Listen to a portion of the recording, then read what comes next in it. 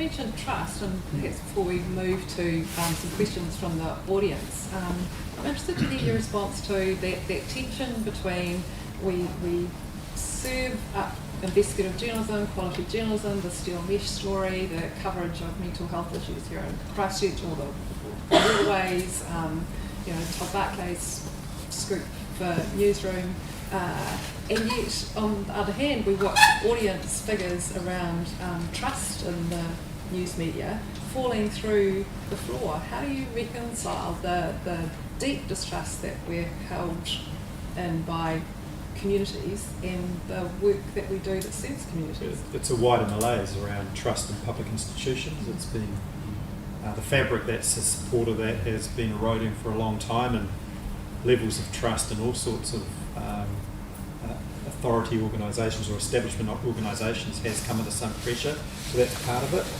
I also think by its very definition, the media are a bunch of buggers. I mean, it's, we do cause mischief, professional mischief, it's what we do. Mostly it's justified, it's not always justified.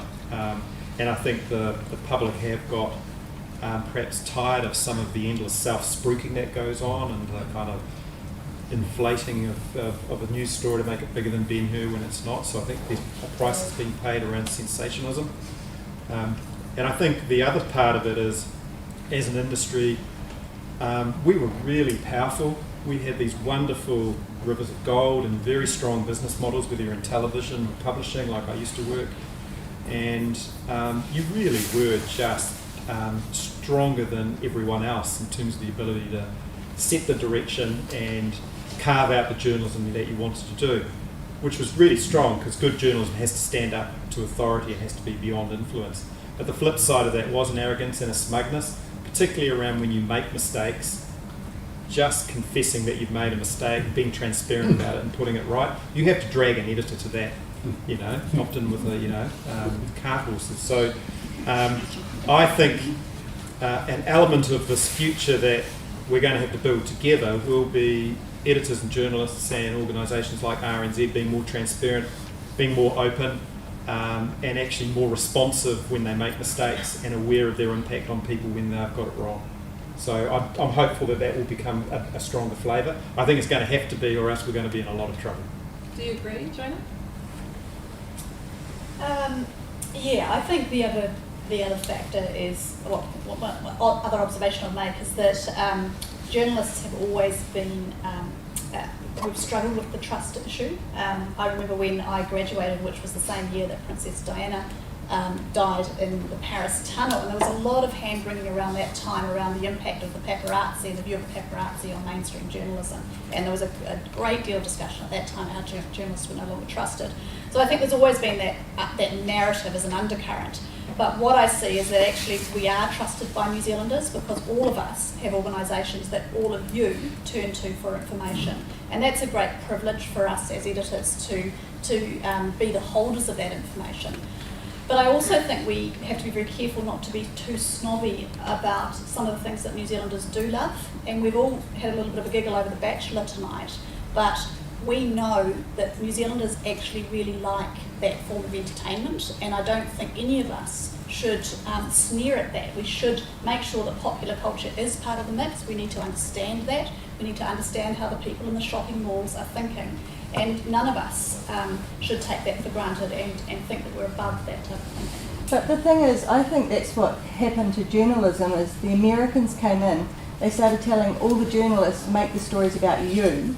And it was, especially at TVNZ anyway, they had to put themselves into the story, and they kind of forgot to tell the story. I don't know, it seemed to be getting more popular, So the commentators become the story? Yeah. Yeah. Very irritating. Extremely. And do you see that more in broadcast journalism, or is it an observation across the board? I think it's sneaking into newspapers. Yeah. I mean, I don't want to be negative about your newspaper, but lately, hopefully it's only the elections. But having opinion pieces on the front page is very annoying, but hopefully it's just for the elections. Yeah, it's certainly not a device we used often, but it can be used to great effect on occasion. Yeah.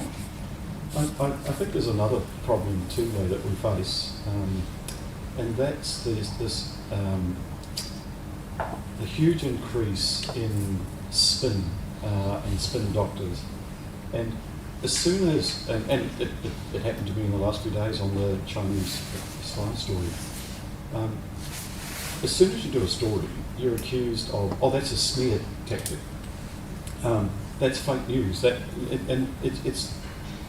It's the person that is being exposed immediately attacks back with a spin machine that says, oh, the media is making all this up, or it's... And of course, you know, again on the spy story, the immediate thing was, oh, it's defamatory, we're going to sue. They will never sue. Most people, most of these outfits never ever sue. But it's this attack, it's this constant attack on you for doing your job and giving the public information. The bad guys attack back, and it does have some impact on your reputation and, you know, the way people view the media. Perhaps it's a good opportunity to invite questions. I mean, if we're talking about your view of the media. Hand over here, yes. So how do you counter natural biases that can occur in journalism? Sorry, how can you counter biases in journalism? Yeah. By having a diversified media, and I think that's one of the issues. If you rationalise the industry, then you reduce the number of voices. We all know everybody has inherent bias, but you get around it by having a wide and varied media, and with plenty of media organisations. Yeah. One other way to achieve it is to make sure you have a range of institutions. I mean, it can't just be a whole lot of bunch of freelancers making content and sort of putting it onto the online. So having a range of good institutions that hire trained staff, that train their staff, have good editing and work to a code of ethics, and who are receptive to feedback from the audience and listen to it when the audience complains. Do staff feel that they fairly represent all sectors of New Zealand? Well, look, we would love to have greater diversity. One of the real challenges we have as an industry is attracting real diversity through our journalism schools and into the industry. We are working hard and doing a lot of thinking around that, but I really struggle to attract Māori journalists for whatever reason they're coming into the industry, and that really challenges and upsets me. I'd like to do a lot more in that space.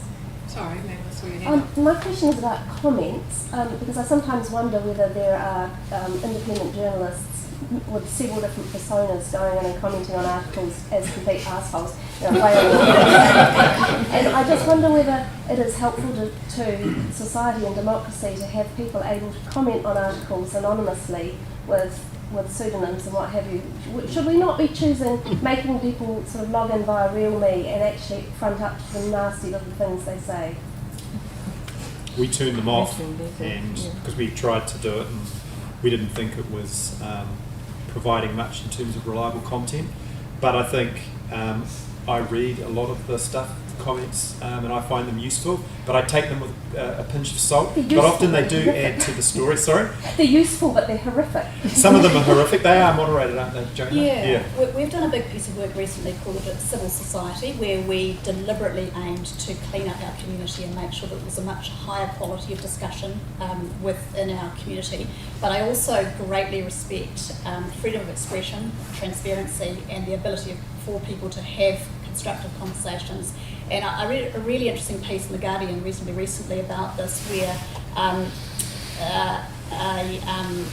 accessibility organisation was making the case for anonymous comments because it allowed people to articulate a view that they may not otherwise feel safe sharing if they needed to put their name to it. So they gave the example of somebody who had been abused and another person who was talking quite candidly about coming out to their family, and they wouldn't have been able to do that, they felt, if they put their name to it. But I do accept that anonymous commenting can create some difficulties because you don't know who it is. But we do know who they are, so they have to register, and we do know their identity, and we're able to moderate that. I would just say that that in the paper press, people who have any risk in terms of submitting an article or an opinion would always be able to do that in confidence to the editor and still have the opinion expressed. In other words, if you could have a mechanism for people to be able to comment anonymously if it was appropriate. I think the awful thing about these comments is it shows the very low standard of education in this country.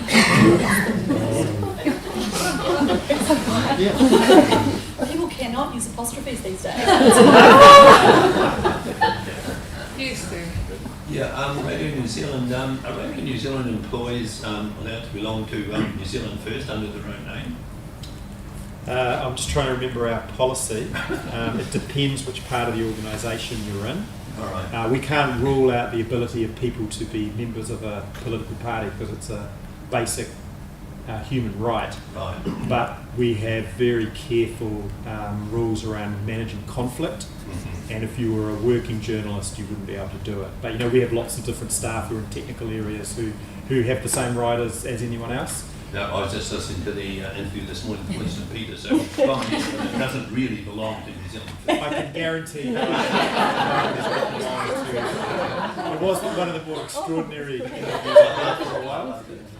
He started singing. Sure. I'm just interested, I have my own opinions.